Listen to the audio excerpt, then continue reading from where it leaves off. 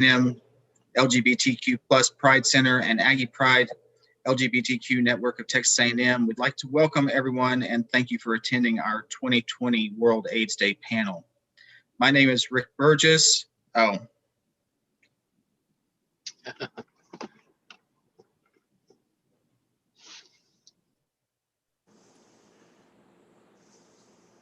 Good evening.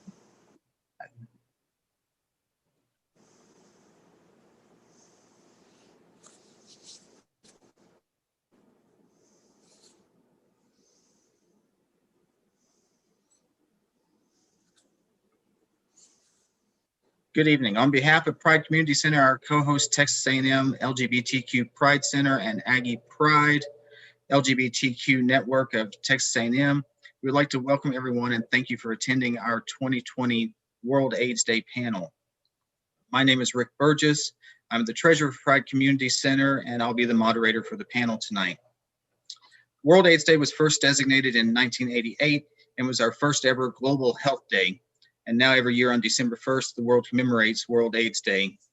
And people around the world unite to show support for people living with and affected by HIV and remember those who we've lost. In the US, the theme for the 2020 observance is Ending the HIV/AIDS Epidemic, Resilience and Impact, with an aggressive goal to end the HIV epidemic in the US by 2030. And this theme supports our wider global theme of UN AIDS, global solidarity and shared responsibility. Global solidarity and shared responsibility requires us to view global health responses, including the AIDS response, in a new way. So it requires us as the world to come together to ensure that health is fully financed, health systems are strengthened, access to healthcare is ensured, and human rights are respected. The topic for our panel tonight is the impact of being HIV positive, related stigma and discrimination. And we're honored to have with us this evening a diverse panel from across the country. Our first panelist I'll introduce is Brandon Ballone, hailing from New York City. Brandon found out that he was positive in December 2014. After a month of treatment, his viral load was undetectable. Brandon is a full-time drag queen that works to spread HIV awareness and stop stigma. And currently he is spokesmodel for the HIV Stops With Me campaign, representing New York City and the state of New York. When home, you might find Brandon watching movies, listening to Donna Summer, or playing Catan with his roommates. Next, we've got Reverend Father Bryce Kolodziej. Bryce is a Texas native. The majority of his adult life has been studying business administration and theology. Through wrestling with his amalgamation of both his faith and his sexual orientation, eventually discovering an independent LGBTQ plus affirming non-Roman Catholic church, where he formerly studied the priesthood and was ordained as a priest in 2018. He resides in Dallas with his soon-to-be husband and their rescue dog, Artemis. In his spare time, Bryce enjoys helping counseling LGBTQ plus people who desire to find connection and relationship with God, but have been damaged by religion as he once was, and being spiritual resource to the community. Next, we have Debi Stocks. Miss Debi was born in Billings, Montana, is an LGBTQ plus activist and a polypan leather dominant master. Debi was raised in upstate New York before joining the U.S. Air Force and finally making her home in Texas. As a person living with HIV, Debi has spent 7 years working tirelessly with team-friendly organizations, both in DFW as the Media and Information Director, and in Austin as the Managing Director, in their missions to eliminate the stigma of HIV, minimize the rise of HIV transmission, maximize the quality of life for those affected by HIV. Debi now resides in Dallas with her husband of 6 years and their 3 cats, and they relish the time they get to spend with their children and grandchildren. Joe Eade. So Joe is joining us from Minneapolis, Minnesota. He's participated in 49 AIDS charity bike rides across the US, Canada, and Europe, raising over $12,000 for AIDS service organizations. 3 months after his first ride in October 1997, Joe was diagnosed with HIV. He called his best friend in Iowa, who told him in turn that he had been diagnosed earlier that same year in January. Sadly, his best friend lost his battle with HIV/AIDS in August 1998. And Joe vowed to ride his bicycle in his friend's honor and to raise continued awareness that HIV/AIDS is not over. In 2019, Joe was diagnosed with Burkitt lymphoma. He immediately began chemo treatments and is now about 90% cancer-free. As for his HIV, he takes daily HIV medications, something that he's done since he was diagnosis 23 years ago, and Joe is undetectable and averages 700 blood cells. Joe lives in South Minneapolis for the last 25 years and enjoys the neighborhood and cities, and his hope is that there is a cure for HIV in his lifetime. Jeffrey Payne Zaragoza. Jeffrey is a Dallas businessman, philanthropist, former candidate for Texas governor, owner of the Dallas Eagle, and rescuer of puppies. His philanthropic work reflects his commitment to helping others, not just in the greater Texas community. He founded the Sharon St. Cyr Fund, an organization which assists people in obtaining hearing aids, as well as grants for sign language interpreters at public events. And last, but certainly not least, Ronald Wilson. Ronald was born and raised in Houston with heavy family roots in central and southern Louisiana. He moved to the Dallas area in 2002 after a short stint in Austin. He is married to his husband, who has been with for 12 and a half years.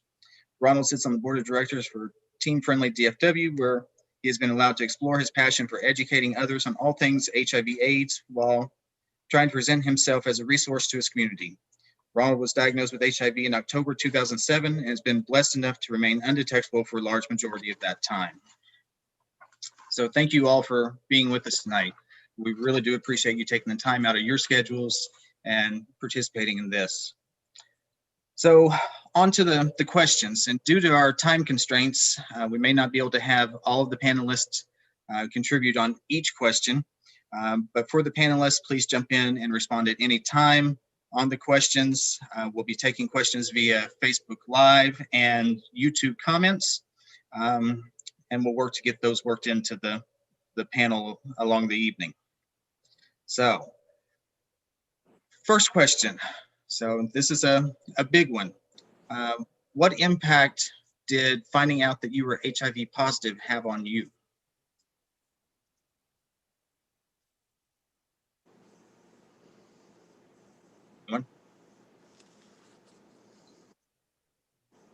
I'll go.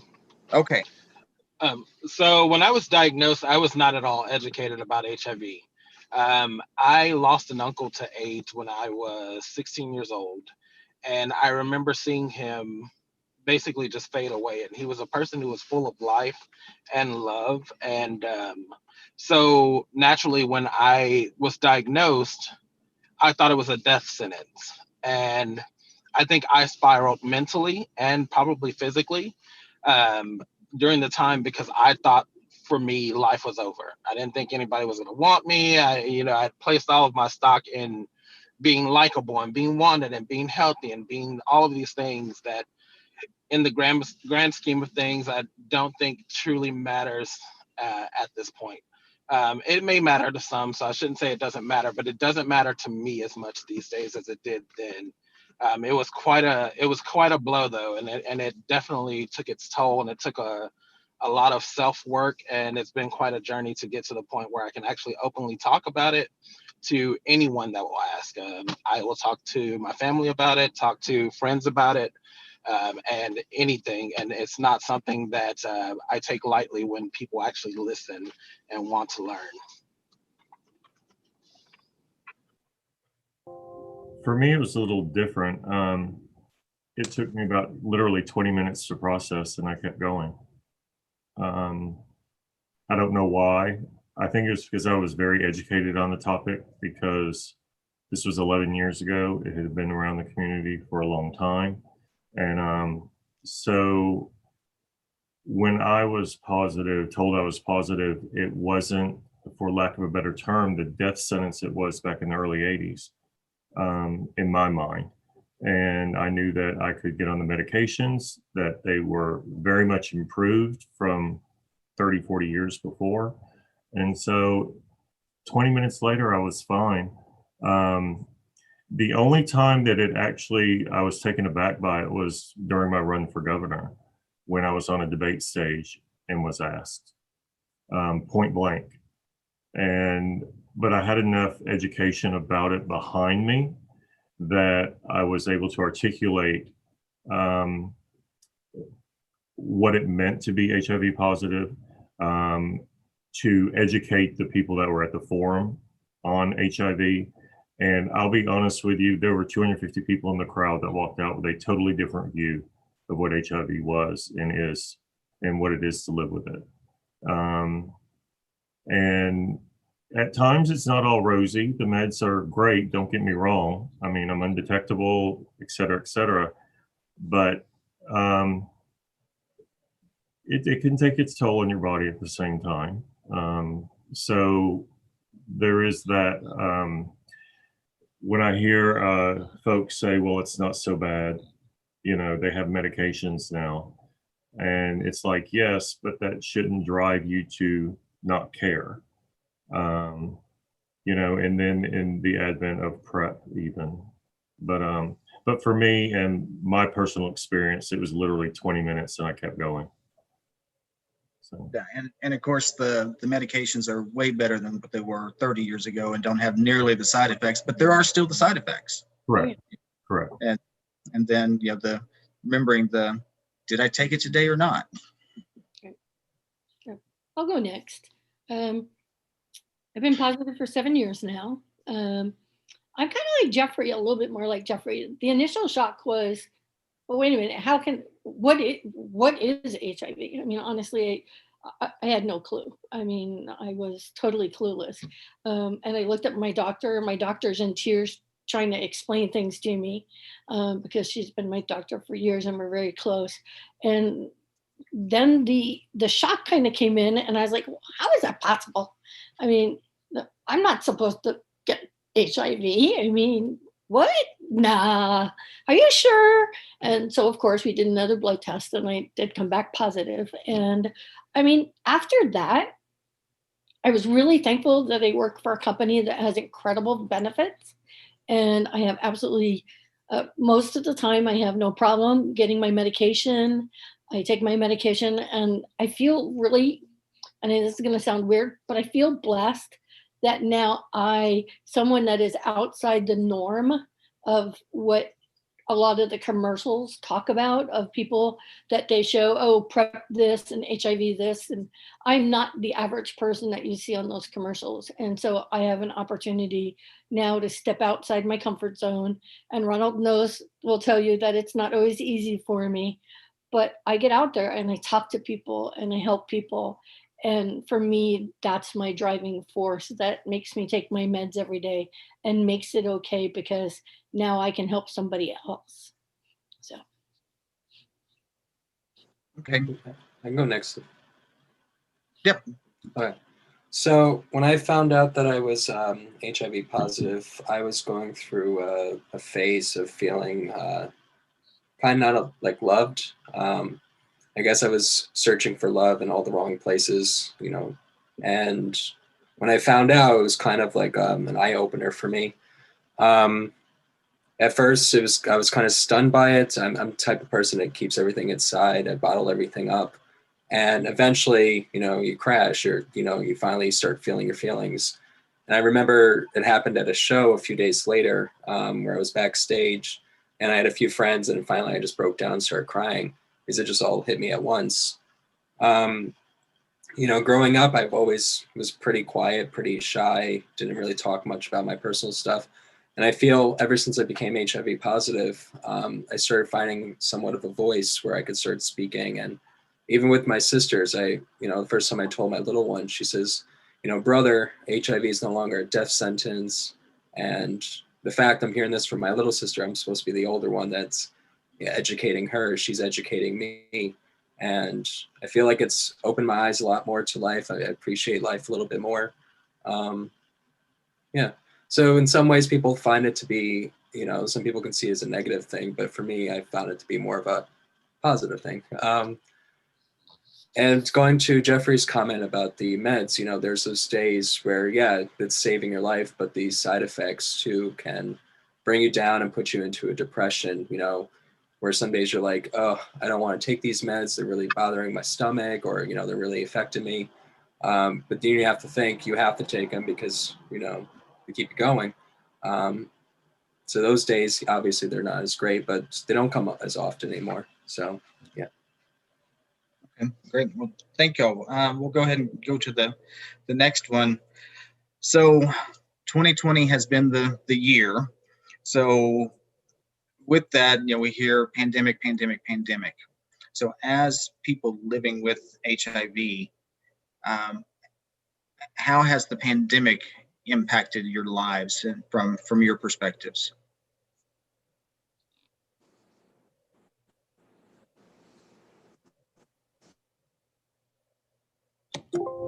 I can say it really hasn't. It's impacted everything else. But Business and yeah. businesses and personal life and enjoying a dinner out, out of the house. But it really, for me, hasn't affected. It affects how I pick up my medication. They mail it to me now. I don't have to go pick it up. But for me, there was no change. Okay. I feel the same way as Jeffrey. I'm sorry. I think I may have cut someone off. So you're good. I feel the same way as Jeffrey. It hasn't affected my day to day, and actually, if I'm being honest, it might be one of the least of my worries at this point, which is weird to say because I don't know that there's ever been a time where I could say HIV was the least of my worries on a day to day basis, and I don't think I really thought about it until today when I went to go enroll in my 2021 health plan, and I was thinking, okay, what plan is best for my meds for the year ahead? And what is business going to look like for the year ahead? But I don't think that was a health related worry so much as it was a economic thing. Yeah, because like you and Jeffrey, y'all are both business owners, so I don't think I really thought about it until today when I went to go enroll in my 2021 health. That was weird. So, but Ronald, like Jeffrey, you're a business owner, so you've had greater impact from the business side than you have from the health side. Okay. Very much so. All right. So, have any of you ever experienced any personal stigma or discrimination related to being HIV positive? I could take this one. Can you guys hear me? Yep. Okay. I've dealt with it regarding, let's say for Grindr, per se, if you're hitting someone up and you're chatting with them. And one thing I do is I advertise my status on all the apps. So that way it's not a huge shock to people, but there's still people that don't read that. And, when the question comes up, then they're like, oh, not really into that as like it's a fetish or something. And that's usually where I deal with stigma. And, at some points it's hard to just want to keep, educating, but you feel like you have to, because some of these people are still going out there and, yeah, sorry, I don't know where I was going with that train of thought. Yeah, I deal with it a lot on like the social apps like that. Not as much as anymore in person. I think since PrEP, is being, everybody being on it now, I feel like some of the stigma has gone down because people are being educated more regarding that. But I've dealt with it more with like Grindr and Scruff. Okay. I'll go. I've had a really hard time finding a dermatologist. I have one of my side effects, or well, I have two, is it's thinned my skin really bad. And so I bruise really easy. If you look at my arms, they're all bruised up, and I scratch. If I bang into the wall, it scratches me. And I've tried 4 different dermatologists, and every time they find out that I have HIV, I've literally had 2 of them step backwards from me, like take a physical step away from me. And they're like, well, that just happens when you start getting older and there's really nothing we can do for you. And totally ended my visit. And I'm like, what?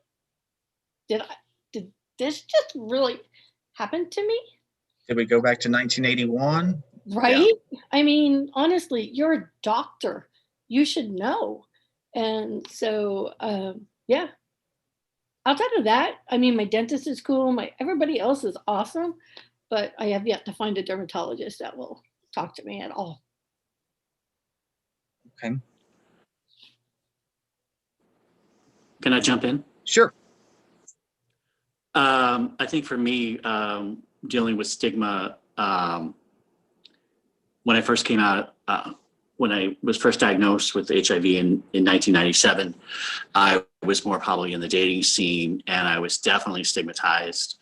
And this is before apps and things, and that guys wouldn't want to go out with me, but I was very open about my status. And now with social media, I think my status is just kind of known, and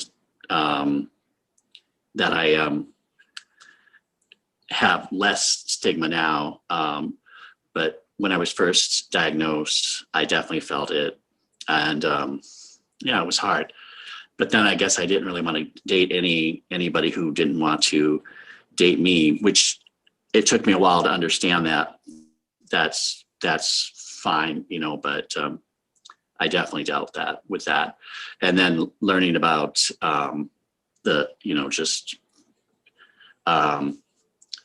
not letting that run my life, basically. Okay. Thank you. So I'll jump to another question here. So we hear about the graying of AIDS. So as we talk about a population that's living longer with HIV and AIDS, do you think that this is being overlooked with the current healthcare and society? Bryce, you're shaking your head. You got something? Yeah, I was just gonna say, I think that most people, like I've been positive for 19 years. January will be 20, and the reaction that I get from people is it's not a death sentence, and I'm like, okay, it's not. You're right, it's not. But somewhere between life and death is this in between area that I think people forget about, and you start thinking about the older I get, the more I start thinking long term about my life and what that looks like and what that will look like. And a generation that doesn't quite understand what some of us have gone through for having it for so long. So I agree with that sentiment as well. A lot of times you get a lot of people, especially I'll say millennial and younger, but probably the younger millennials, that have a tendency to say things like it could be worse, which to me is like, that's a statement that always baffles me, because saying it could be worse to me is acknowledgement that it's bad. Mm-hmm. And you're saying that it could be worse than bad. And so it's one of those things that I don't think is taken as seriously now, because we've done so much work to drive home that it's not a death sentence. And I think even if you look at the way that people, and I'm going to use gay men as my example, because that's what I have closest proximity to, the way that people treat the pandemic right now, you get tired. People get tired and they go out and they do things that probably should not be done right now when we're dealing with a crisis. And it's no longer treated like a crisis anymore, because it's like, oh no, it's fine. It could be worse. I could be dying, and it's like, but no, it's still bad and it still affects people. And we still have a job to do in order to take care of it and find a cure and figure out a way where we can live better, not thinking about how much worse it could be, if that makes sense. Mm-hmm. Mm-hmm. Totally.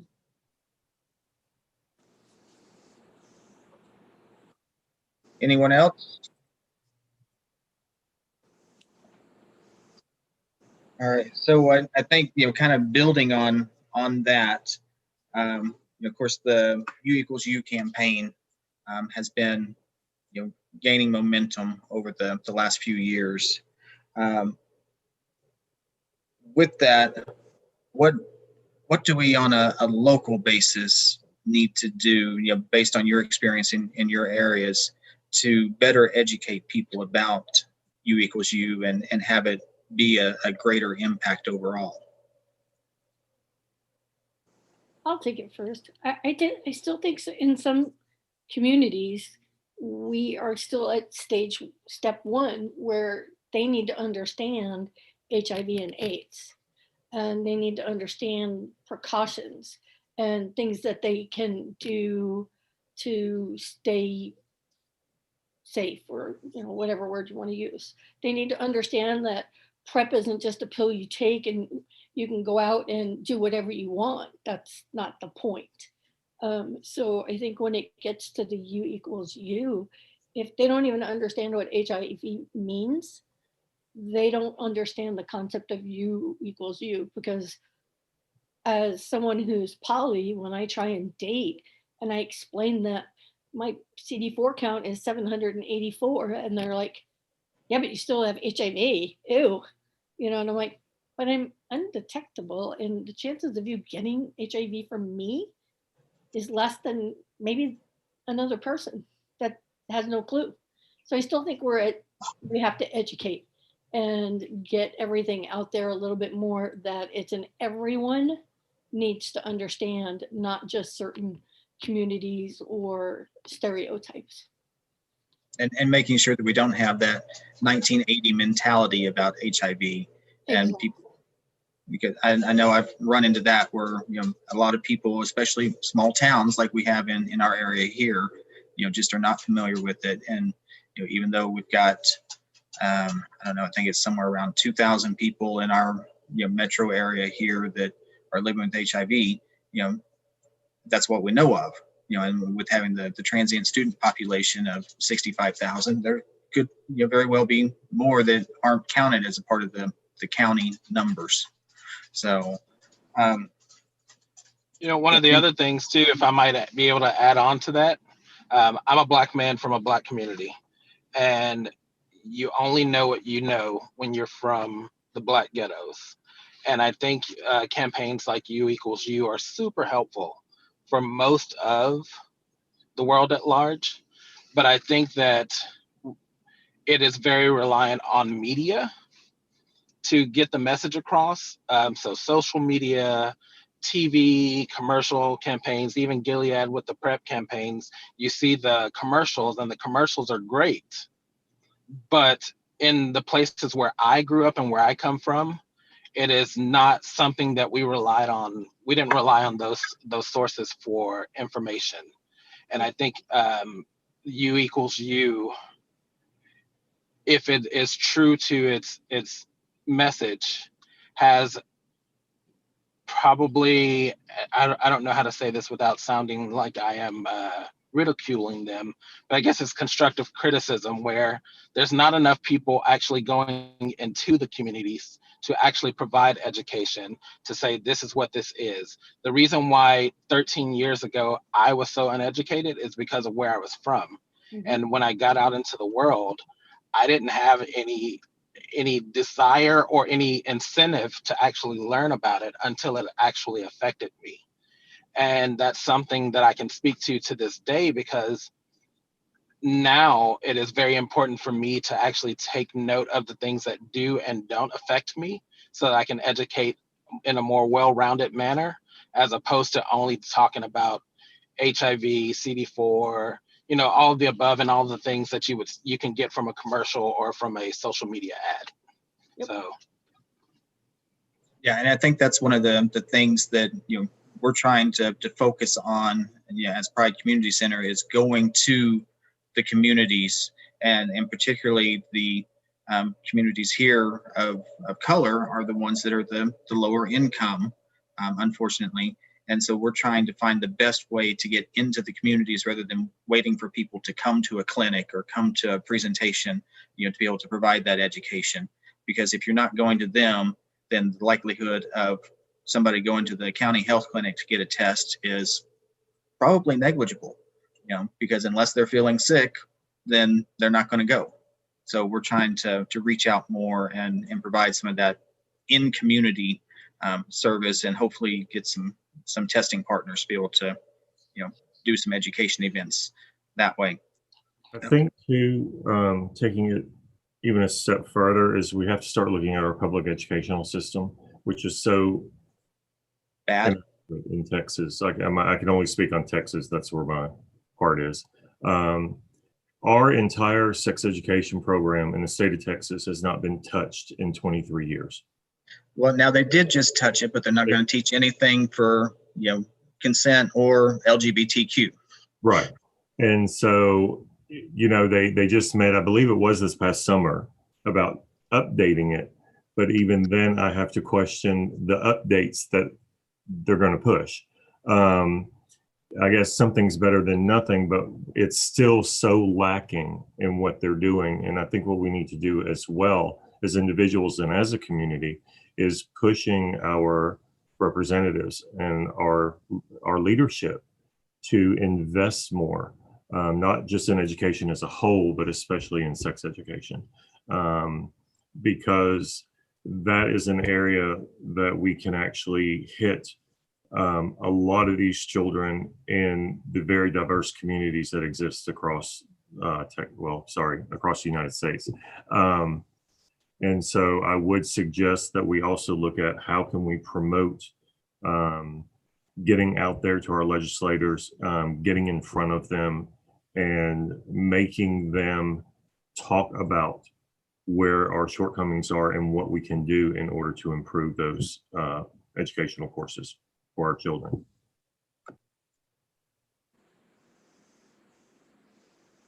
Very, very, spot on there, Jeffrey. Okay, so somebody mentioned PrEP a while ago. So if you had somebody that was on the fence about whether or not to use PrEP, what would your advice to them be? It's a tool in the tool chest. It is not the end all be all. Nope. That is usually the first thing I tell people. That does not mean you can become It's not the license to party. Yeah. Right. You can't be the center point of that party that you want to be the center point of and think that everything's going to be okay. There are other things out there that can affect your life. My infectious disease doctor told me about 3 months ago that he would rather tell someone that they were HIV positive just because of the meds than to tell them that they were diabetic. Was it type 2 diabetic? Because the treatment for type 2 diabetes is, as he put it, now harder on the body than the treatment for HIV. He said, I'd rather tell them neither, but if you had to give me the choice. So it is a tool in the toolbox of how we can get through life, but it is not the end all be all. Usually when I chat with people about it, so most of the people that I communicate with, the demographics are usually people I would see at my shows or people that might be going to the clubs and bars. And I know for a fact that some of these people, they go out drinking, they party, and sometimes they don't know who they're going home with. It could just be a random trick. And so when people say that they're on the fence of taking it, knowing that there's certain lifestyles, I've always recommend it's better to be safer. Taking medication that could prevent something that could happen on a night that you may not remember fully, or you might not be fully aware of the decisions you're making. It's always good to be a little bit safer. Yes, there could be side effects, but that's why they also have their your checkups every 3 months. At least here in New York, I don't know how it is throughout the states, but I know that they have people on a strict schedule every 3 months, and yeah.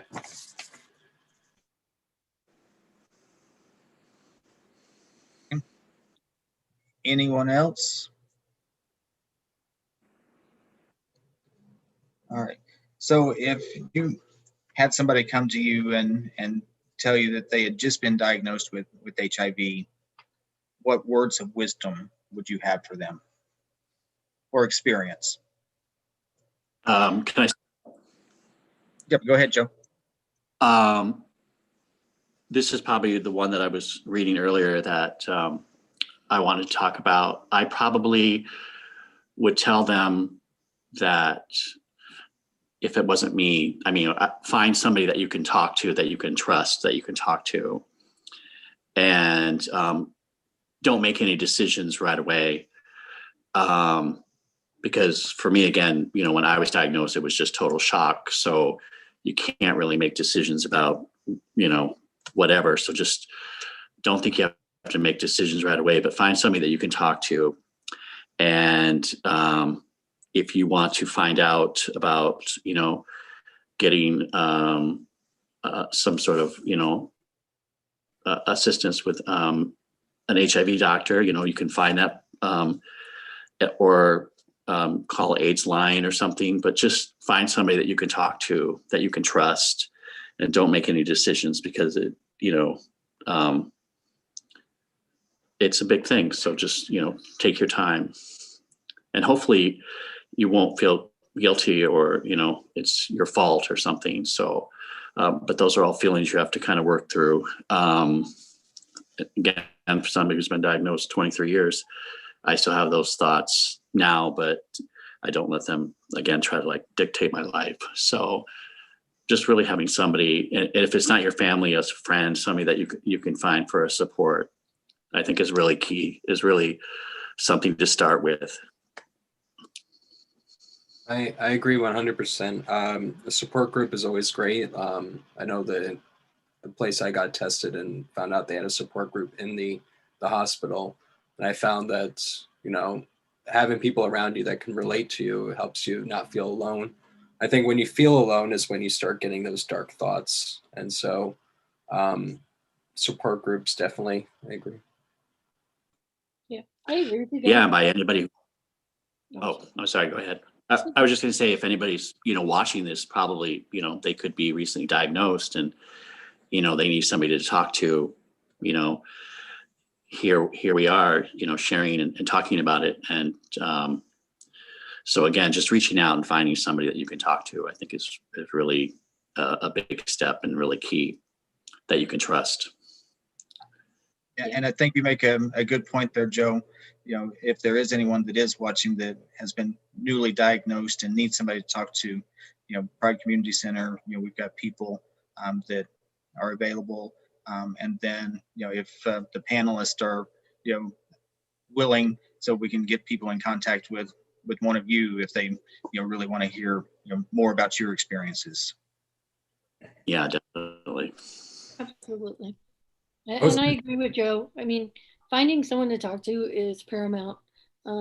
I stumbled upon Team Friendly DFW, and when I went to their training, I actually learned more about that than my first ID doctor.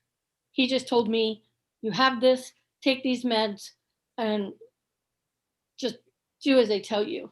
And I still didn't really understand. I didn't understand what my CD4 count was. So having that person or those people to talk to really helped me get past the, okay, so I have to take these meds, now what? And some support groups are awesome. Find one that works for you. And it may not be the first one, and it may not be the 5th one, but keep going until you find someone that you can talk to. And I personally put myself out there all the time. And if someone wants to talk to me or has questions for me, I'm more than happy to answer them or to talk to you. I was going to say one thing. This is kind of antithetical to everything that we are as a culture, but don't get on. And can you hear me? Yeah. Don't get on Google. Yep. I think it's real easy to go down, into Google and to just want to turn to the internet and say, what can I find out about this? And then it can drastically take a turn for the worse. And the other thing, I agree with everybody else that said stuff, but also allow yourself the process to grieve. I think that we forget that, grief is not necessarily just an emotion that hinges on the loss of somebody or something or whatever. Grief can manifest itself in any sort of traumatic event that happens in your life. And I think it's so critically important to let yourself feel those things and to not allow those feelings to be diminished. Don't let anybody tell you, oh, it's going to be okay. You're going to be fine. It's not a death sentence. It's not that bad. It could be worse. Oh, well, this, because your feelings are your feelings and you feel them for a reason. And I think it's important to feel that and to be in that so that you can work through it. Like I said earlier, I've been positive for 19 years, but it was probably a good 10 years before I think I got to a place of where I could accept it and not feel a triggering sense of shame that I had somehow done something wrong, or that there was something inherently bad about me as a result of it. Just because my experiences 20 years ago, people made me feel that way. And so it was just something that I had to learn to kind of get past. Yeah, and definitely, I can imagine that, finding out you're positive 20 years ago was a much different experience than today. Just like you said, with the Google and all the other things. But I think definitely, my perspective is education is paramount. Having the people to talk to, and and I think Debbie had a great example of a doctor that was practicing medicine, but not necessarily the compassion side of it, and helping with the education and understanding why you're taking these medications and what it all means. So, Bryce, from a spiritual perspective, how did that help get through? I think that I went through a great deal of shame, I guess you could say, shame, and feeling as though I went through this whole process of years of feeling that it was somehow a curse on me, that it was that God had somehow punished me with this, and that's where it was. And so it took me a long time to get past that, and it sounds kind of arrogant to say that that's the stance that I took, but a lot of it came from my upbringing and that sort of thing. When I told my parents, it was disastrous, and I wish that I hadn't back in the day. But I think that as time went on, it allowed me to be in a place spiritually where you can be vulnerable and you can realize that it's not what I live in Texas, and Jeffrey, I know full well how it goes down here. People tend to be either extremely conservative or extremely liberal. And, a lot of people with religion tend to be extremely judgmental. And I've had plenty of people in my life, religious people, that have condemned me and, told me, well, do I have to throw away my fork after you've ate at my table? And I'm like, throw away your fork if you want to. I mean, that's your business. But so I don't know, it helped me. It eventually it became a point of, from a spiritual standpoint, of being able to be closer to God in that regard, because I was able to talk with him about it and work through that shame and everything else with it that came with it. So it became a blessing for me.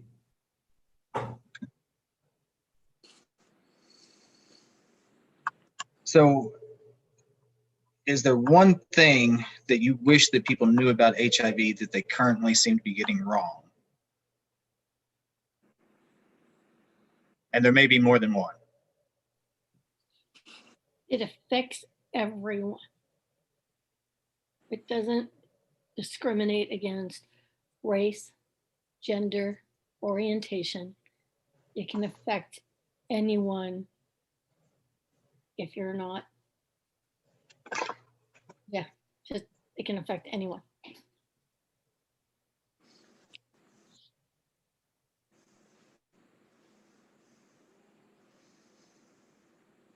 Anyone else? About 6 months ago, I had someone actually say that they thought they could get it through kissing, which in 2020 surprises me that anyone still would believe that. But I believe that just goes back to lack of education. That I actually thought when he said it, he was joking, and he wasn't. And so, yeah, that was my experience with that. Just how it's transmitted, I believe, is something that we need to educate people on.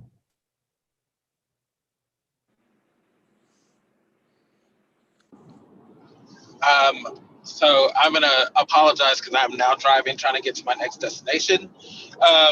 But one of the things that a lot of younger people seem to think is that it'd be easier if you just went ahead and got it, because then you don't have to worry about it anymore. And I think that is probably one of the biggest, most uninformed arguments that one can make about positive diagnosis, because it's not easier. It does cost more for healthcare, There are certain healthcare plans right now that if I were not positive, I could pay less for because I pay for my own healthcare. And it's just not easier all the way around. We've talked about the side effects that the meds have on you. We've talked about a number of different things, but that one argument is one of those things that I always think about, like, wow, the only thing I can think is that there's so many people who've died waiting for this moment that we live in. And we have the opportunity to protect ourselves a lot more so than a lot of people did back then. And protecting doesn't just mean condoms or, PrEP or Truvada, Descovy, anything like that. It means information and being informed and actually spreading information as opposed to spreading convenient truth. So that's my 2 cents on that. In a world that bursts with everything you can find on Google, the accuracy of the information about HIV and AIDS is so few. It's not as vast. And in the year 2020, with everything that we have grown through and the people we've lost and all of the knowledge that we have, the lack of knowledge in our world is still so small compared to how big this is for someone.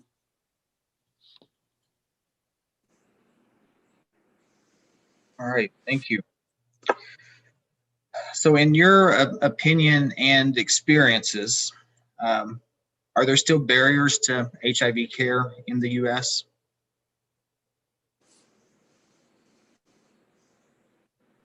Absolutely.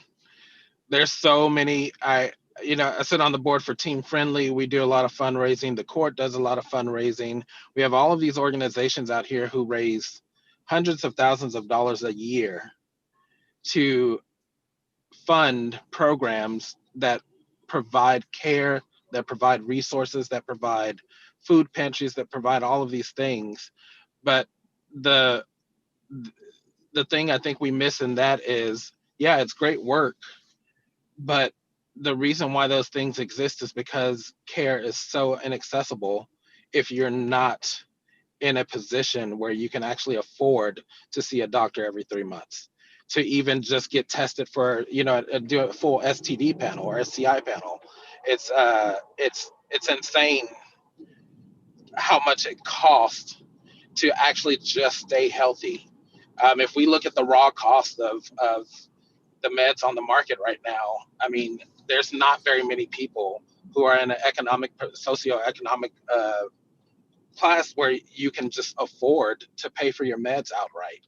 You have to have insurance, and you have to be in a position where you can pay your insurance premiums every month. And so it's that's quite the barrier for me, because there are even times when I think, oh God, this month things are tight and I have to pay for my insurance premium. Yep.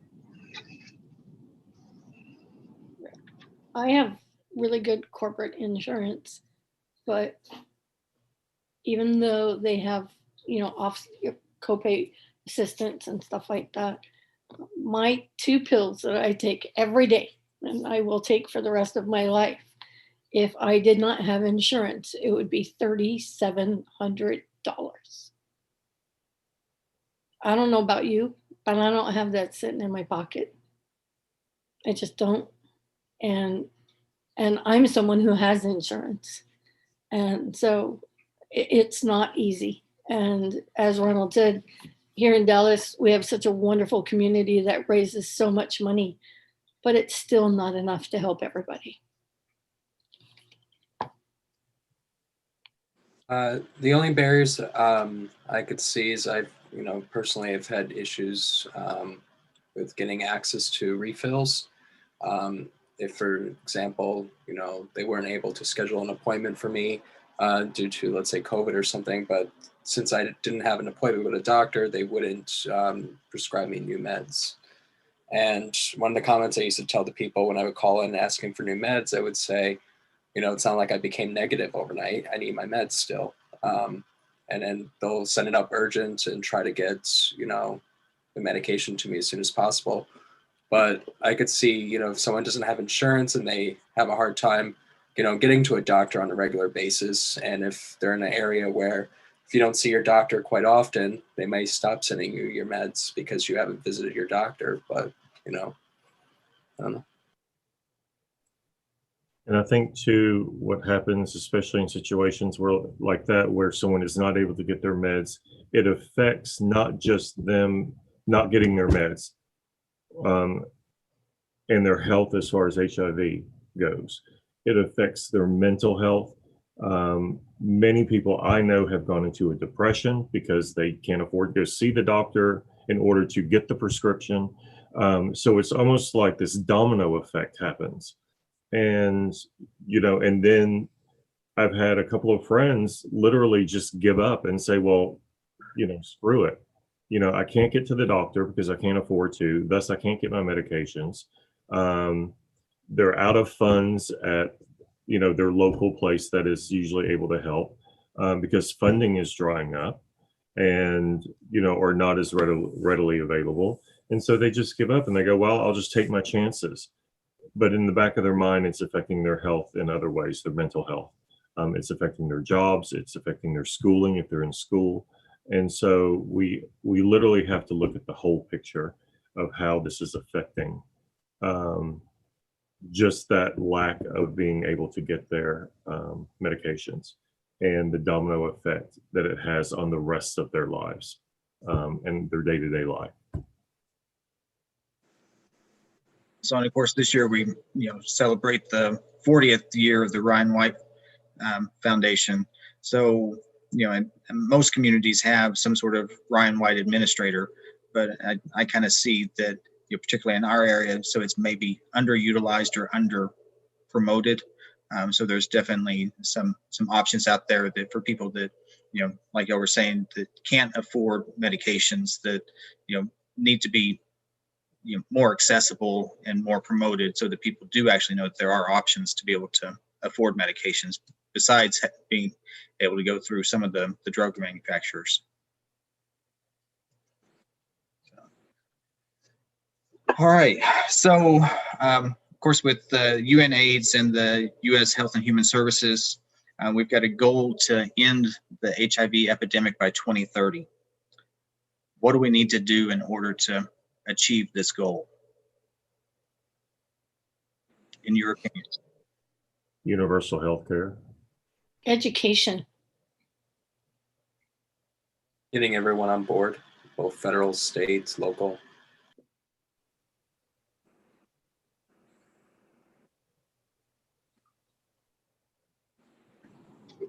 There's an equity factor in all of that too. I think, and I speak as a Black man, but I think that there's more than just Black people. There needs to be more seats at the table that represent everyone, that have more of an idea of how to reach all of the communities that are often marginalized and have lack of access to the right education and to the right resources that actually point them in the directions that they need to go. All very good points. So what can we do to translate information into knowledge and knowledge into behavior change in terms of HIV education?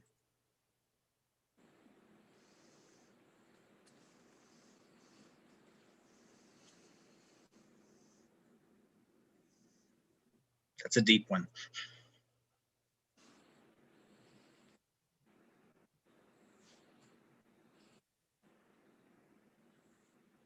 Anyone? Can you repeat the question for me? Okay, what can we do to translate information into knowledge and knowledge into behavior change in terms of HIV education?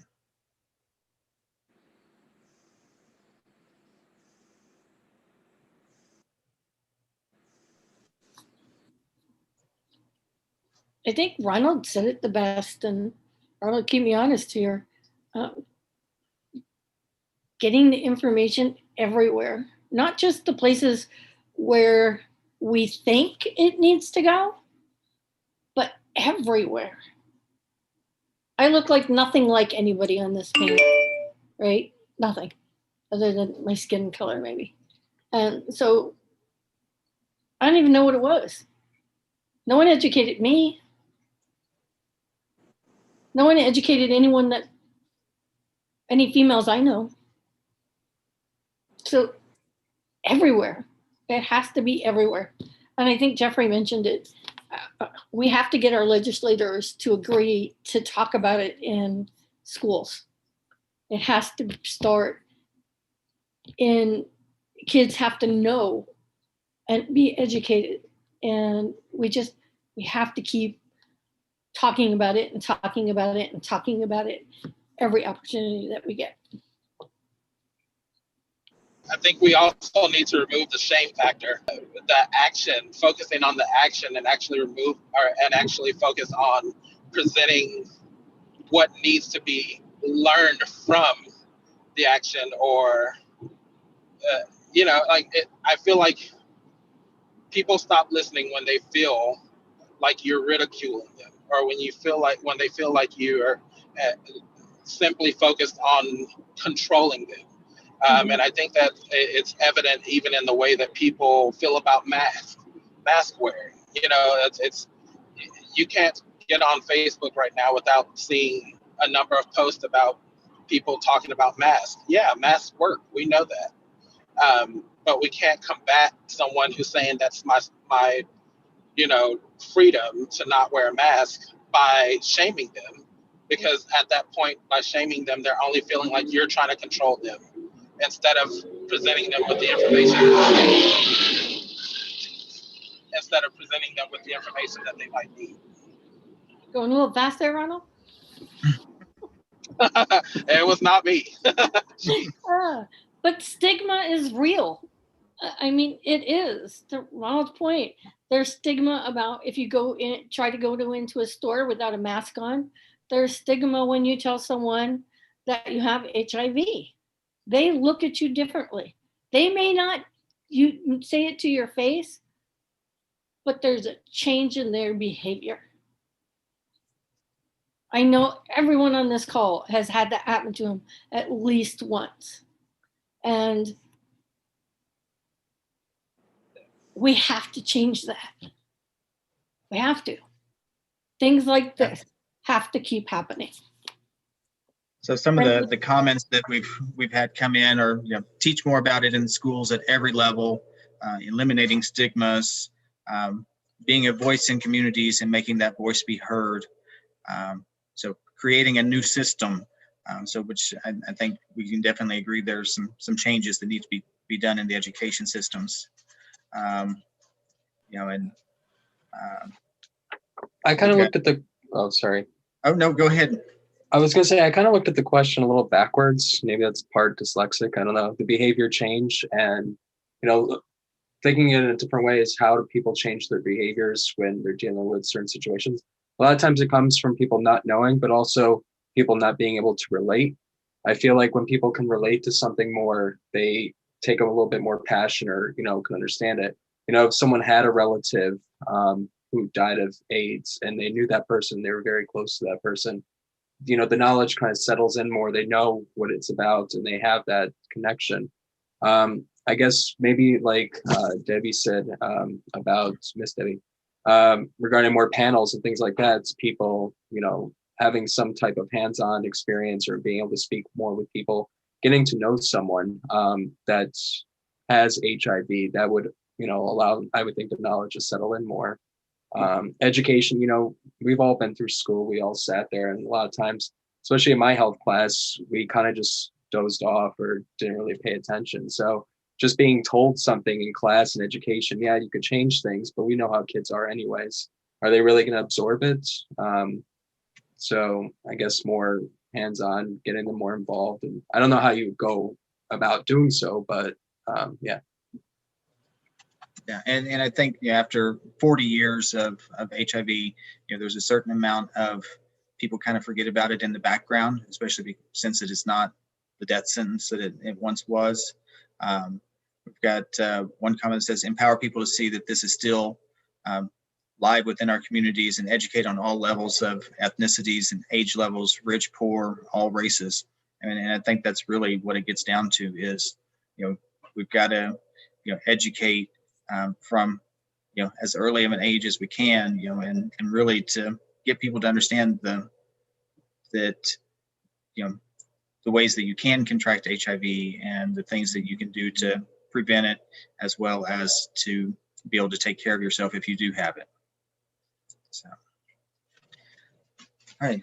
So just kind of open it up for everyone. Any last comments that any of y'all would like to make?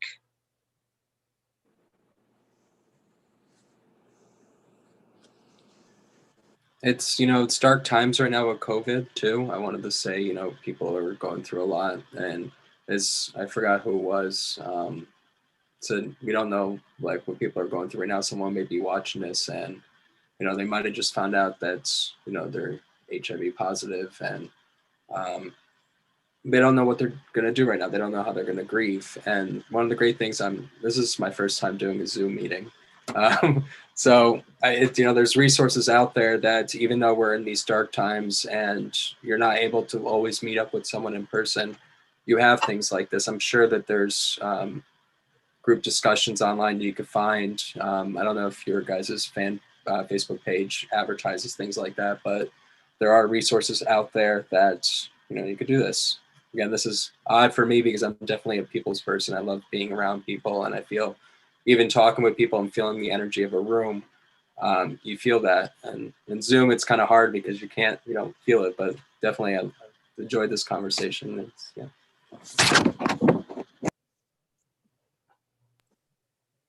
think today, this evening, everyone brought so much to the table, and it just proves that the way we can all move forward is there isn't just one path we can take. It's a multifaceted path.